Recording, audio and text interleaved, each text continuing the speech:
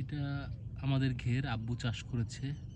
মোটামুটি খারাপ না, ভালোই শশা ধরেছে, বিক্রি করেছে এর আগেও, আর এখনো আছে বেশ ভালো। প্রচুর পরিমাণ শশা ধরেছে, পাখি তো খাচ্ছে। আমি একটা খেয়ে দেখি আসলে জমি থেকে ছিঁড়ে, এটা একটু ডিফেক্ট আছে।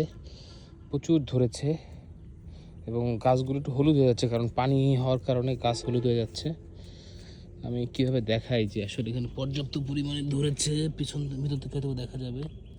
পাখিতে প্রচুর খাচ্ছে, হ্যাঁ পাখিতে খাচ্ছে প্রচুর। ধরেছ মোটামুটি, কিন্তু পাখিতে খাচ্ছে অনেক।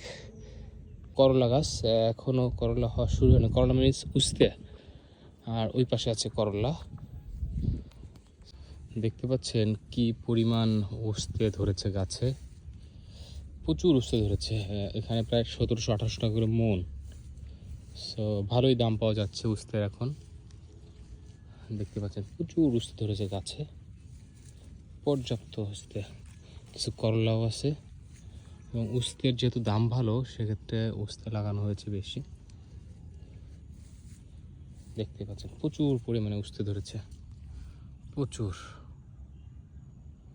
সো প্রচুর সবজি লাগিয়েছে আব্বু।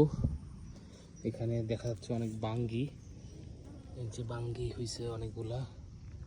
ও বড় একটা বাঙ্গিও আছে।